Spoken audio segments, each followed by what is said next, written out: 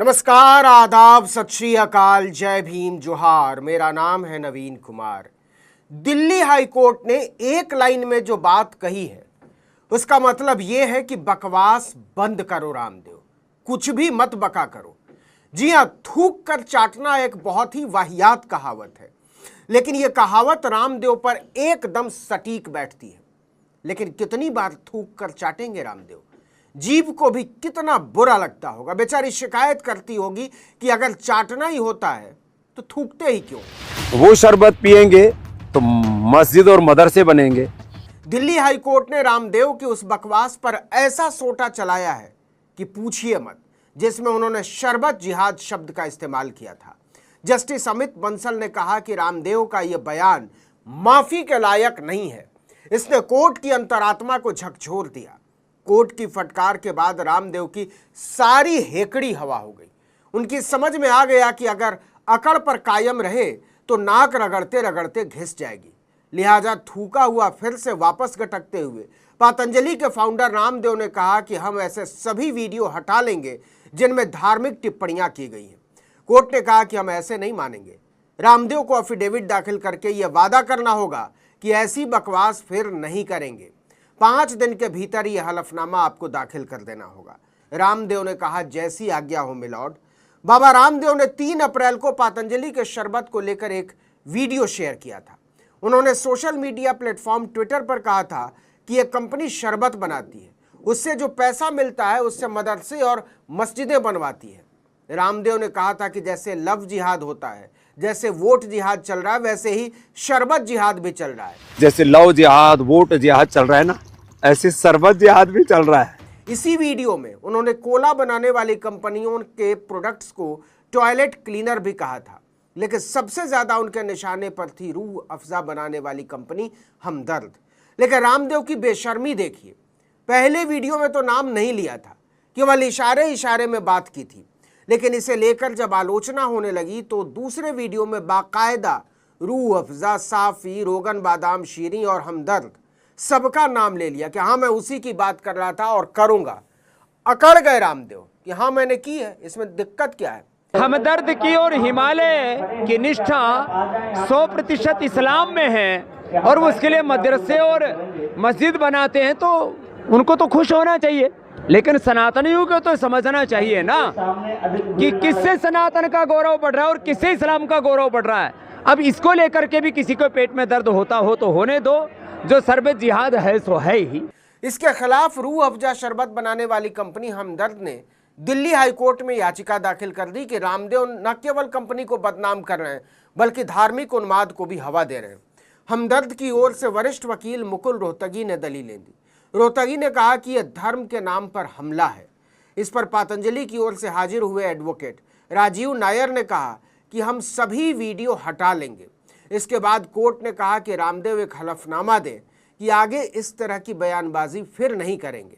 अदालत ने कहा कि रामदेव ऐसी बातें अपने दिमाग तक सीमित रखें, इन्हें सार्वजनिक तौर पर जाहिर न करें। जरा सोच लीजिए कि रामदेव के दिमाग में कितना जहर भरा हुआ है कि कोर्ट को कहना पड़ा है कि इस कचरे का बाहर निकलना समाज और देश के लिए ठीक नहीं है।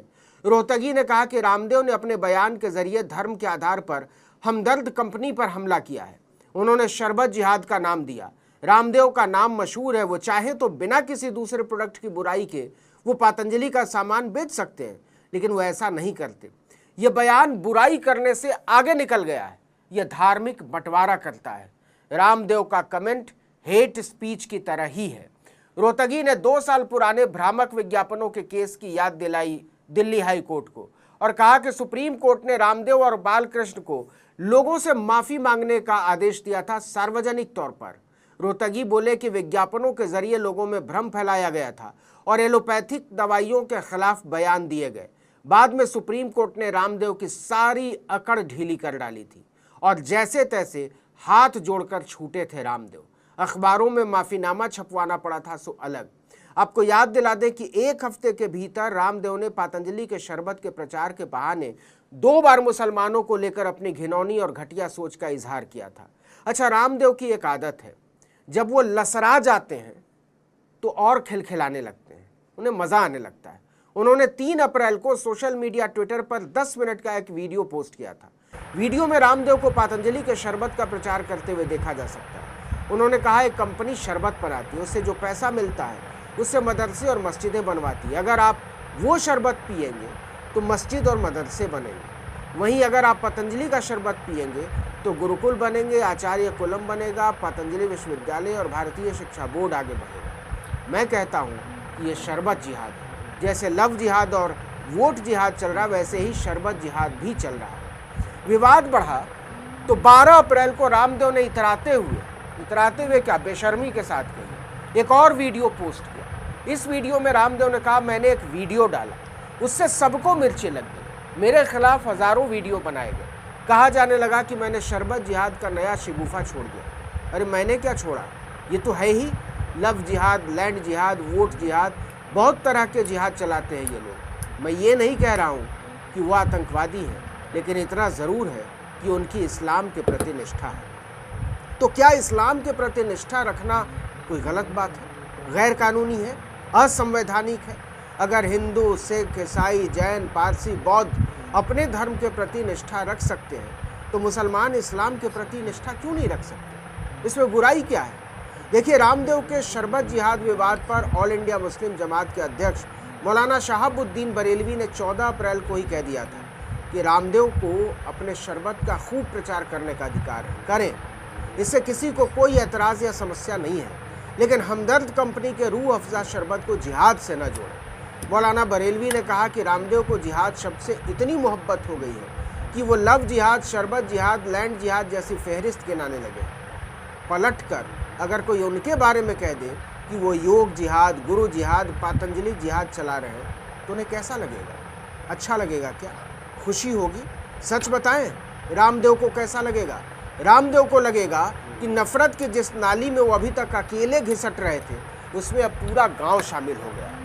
आप क्या सोचने लगे? यही ना कि शरबत की मिठास में जहर घोलने वाले आए कहाँ से? इसका जवाब बाहर नहीं मिलेगा। इसका जवाब आपके अपने अंदर, अपने आसपास की दुनिया पर नज़र दौड़ाइए, लोगों पर नज़र दौड़ाइए, समाजों पर नज़र दौड़ाइए और नारों पर नज़र दौड़ाइए। फिर सोचिए कि असल में वो कैसा देश बनाना चाहते हैं, समानता, न्याय और बंधुत्व पर आधारित देश, या फिर नफरत, घृणा और एक दूसरे की कब्र खोदने पर आधारित एक देश। इस वीडियो में इतना ही, लेकिन अगर आपने आर्टिकल 19 इंडिया को अब तक सब्सक्राइब नहीं किया है तो फ़ौरन कर लीजिए, बेल आइकॉन दबाइए, घंटी जैसी आकृति लाइक कीजिए और कमेंट करके बताइए हमारा वीडियो आपको कैसा लगा।